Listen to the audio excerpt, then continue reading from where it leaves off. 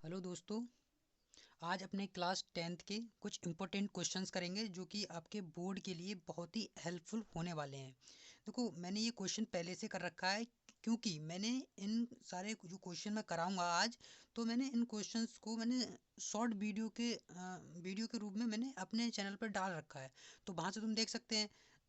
और बाकी मैं यहाँ पे एक्सप्लेन कर दे रहा हूँ। ठीक है, तो आज आज अपने स्टार्ट करते हैं। तो यहाँ पे क्या होता है, यहाँ पे उसमें पूछा था कि शून्य ज्ञात कीजिए और शून्य को तथा गुणांकों के बीच सत्यता की जांच ज्ञात कीजिए। तो आज अपने वही करेंगे। देखिए, यहाँ पे हमारे लिए ये दिया था, ये बहुपद दिया था x square minus 2x minus 8। ये हमारे लिए ये बहुपद दिया था। अब ये हमने क्या किया, सबसे पहले कि हमने मान लिया इसके दो शून्यक मान लिए अल्फा और बीटा हैं।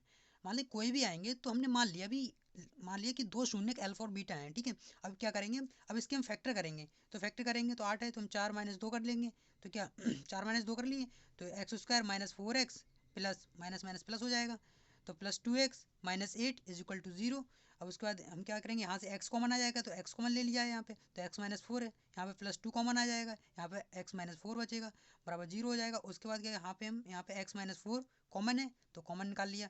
और बता अंदर क्या बचा, अंदर बचा हमारा x प्लस टू लिख लिया। और दोनों के बराबर में 0 रख लिया। तो एक x बराबर आ गया 4, एक x बराबर माइनस 2 आ गया। अब अल्फा बराबर, तब मानते हैं अल्फा बराबर हमारा 4 आया, तो बीटा बराबर क्या आया, -2 आया। अब जबकि हम अल्फा बराबर हम -2 मानते हैं, तो बीटा बराबर हमारा 4 हो जाएगा। ठीक है, हम क्या करेंगे, अब हम करेंगे शून्यांकों तथा गुणांकों के बीच सत्यता की जांच करेंगे।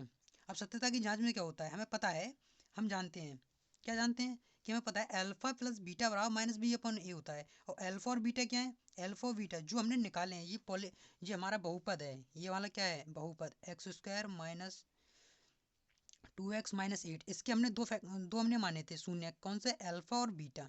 और अल्फा और बीटा की हमने वैल्यू भी निकाल ली थी, क्या आई थी, अल्फा की हमारी 4 आई थी और बीटा की हमारी क्या आई थी, -2 आई थी। ठीक है, तो हमने इसकी वैल्यू निकाल ली थी, अल्फा बीटा निकाल लिए थे। अब ये तो हमारे शून्य हो गए। अब हमारे गुणांक क्या होते हैं, गुणांक होते हैं ये एक्स के गुणांक में क्या है, एक। यहाँ पे एक्स स्क्वायर के गुणांक में क्या है, एक। और एक्स के गुणांक में क्या है, 2।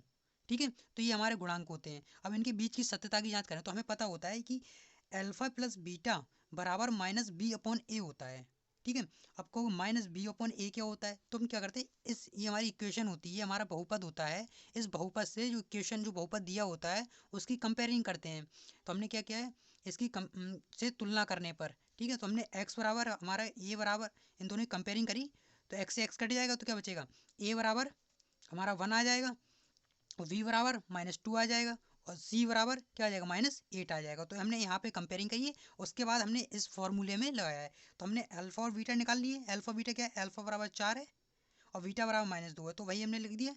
उसके बाद हमने क्या किया है, हमारा माइनस बी क्या है, बी हमारा -2 है, तो ये हमारा पहले का माइनस यहाँ पे लगा हुआ है। और हमारा बी कितना है, -2, तो -2 लिख दिया।